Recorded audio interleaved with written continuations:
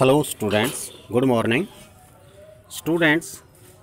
पिछले लेक्चर में हमने proportionate method elasticity of demand मापने का डिस्कस किया था।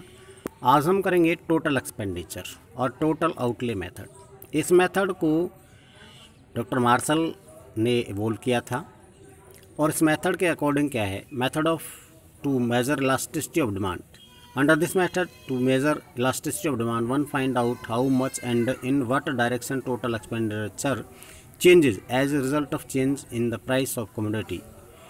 यानी इस मेथड में क्या होता है कि हमें ये पता लगाते हैं कि कीमत में परिवर्तन यानी प्राइस में चेंज होने के फलस्वरूप डिमांड में चेंज किस दिशा में होता है और कितना होता है। इस चीज़ का हम इसमें पता लगाते हैं टोटल एक्सपेंडिचर में। टोटल एक्सपेंडिचर में क्या चेंजेस होते हैं वो हम पता लगाते हैं। तो टोटल एक्सपेंडिचर में हम ये पता करते हैं कि अगर प्राइसेस चेंज होते हैं तो प्राइसेस चेंज होने पर टोटल एक्सपेंडिचर किस डायरेक्शन में जाएगा और कितना जाएगा। अब यहाँ तीन सिचुएशंस हैं जो पॉसिबल हैं। पहला है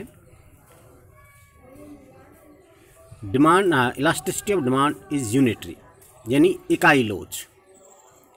if the rise or fall in price of a commodity makes no change in its total expenditure, then the elasticity of demand is unitary। यानी अगर प्राइस में चेंज हुआ यानी कीमत में परिवर्तन हुआ पर टोटल एक्सपेंडिचर में कोई चेंज नहीं होता, यानी कीमत कम हो जाए तो भी टोटल एक्सपेंडिचर इतना ही है और कीमत बढ़ जाए तो भी टोटल एक्सपेंडिचर इतना ही है, यानी टोटल एक्सपेंडिचर पर कोई चेंज नहीं आता है, तो उस समय पे जो इलास्टिसिटी ऑफ डिमांड होती है वो यूनिटरी होती है। दूसरी कंडीशन है ग्रेटर दैन यूनिटरी इलास्टिसिटी, इकाई से अधिक लोचदार मांग। ये कब होता है? If with fall in price of A commodity, यानी कीमत के कम होने पर टोटल एक्सपेंडिचर इंक्रीजेज, कुल व्यय बढ़ जाता है, एंड विद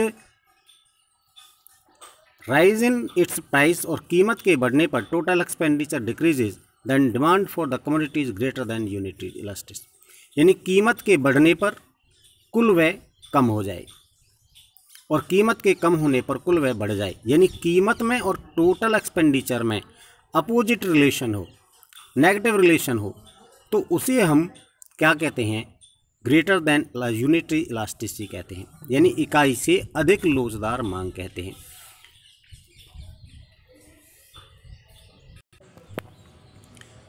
तीसरी कंडीशन है लेस देन यूनिटरी इलास्टिसिटी, यानी इकाई से कम लोचदार। With the fall in price of commodity total expenditure decreases, यानी कीमत के कम होने पर कुल व्यय घटता है, and with rise in its price total expenditure increases, और अगर इसके बढ़ने पर कुल व्यय बढ़ता है, then demand for the commodity is less than unitary elasticity. तो जो मांग की लोच है वो इकाई से कम होती है।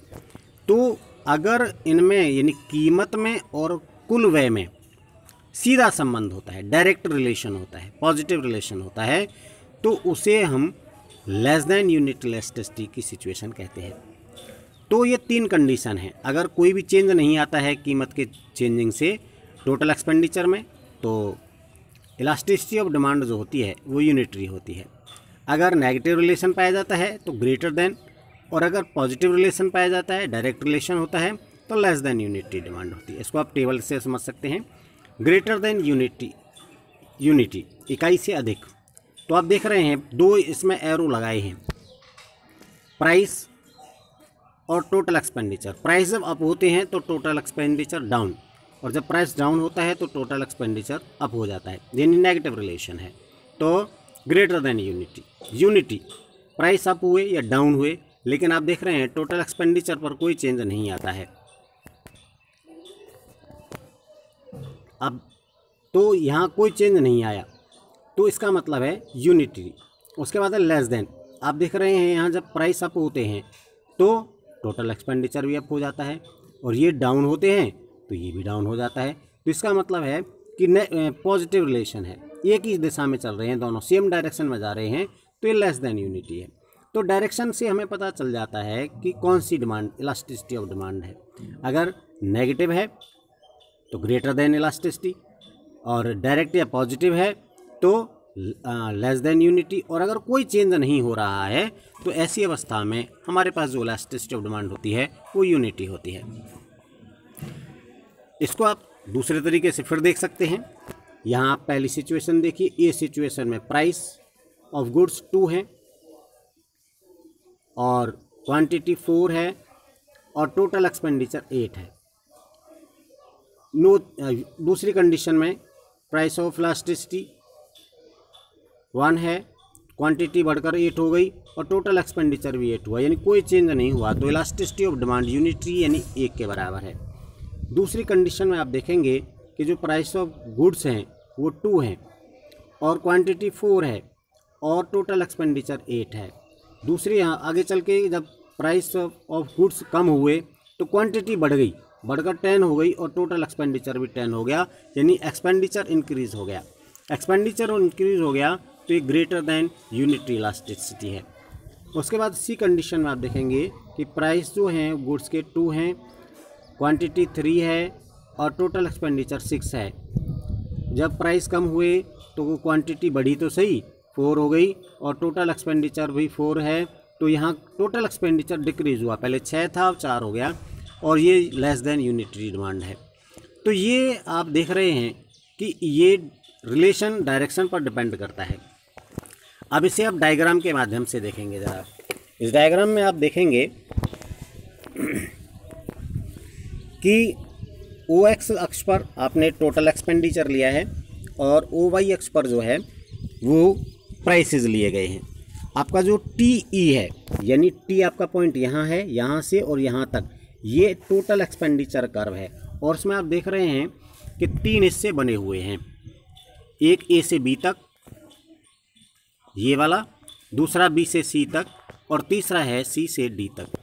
अब इसको आप ज़रा गौर से देखें कि जब इसमें हमें ये देखना है कि टोटल एक्सपेंडिचर पर क्या चेंज होता है।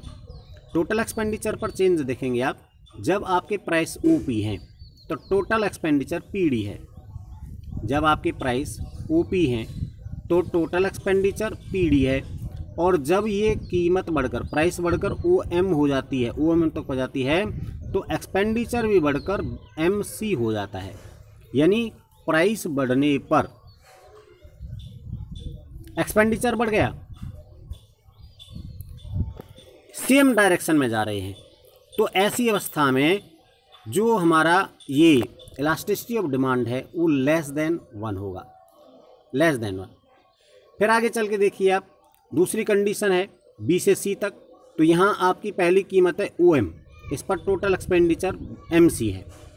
उसके बाद प्राइस OM से बढ़कर हो गई ON, N तक पहुँच गई, तो भी आपका टोटल एक्सपेंडिचर BN है जो कि MC के बराबर है, यानी यहाँ टोटल एक्सपेंडिचर पर कोई चेंज नहीं आया, इसलिए जो इलास्टिसिटी ऑफ डिमांड है वो किसके बराबर हो जाएगी, यूनिटरी हो जाएगी।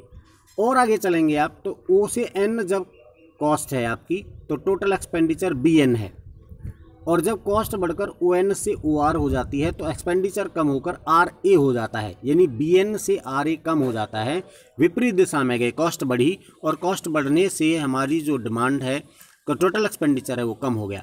तो इसमें ऐसी अवस्था में जो हमारी इलास्टिसिटी ऑफ डिमांड है वो ग्रेटर देन 1 होगी। तो ये 3 कंडीशंस हैं।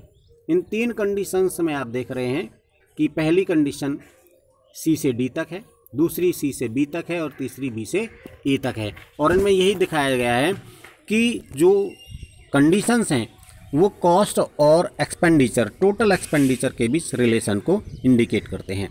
उसके बाद हम तीसरा मेथड, ज्योमेट्रिकल मेथड को अगले लेक्चर में डिस्कस करेंगे। Thank you.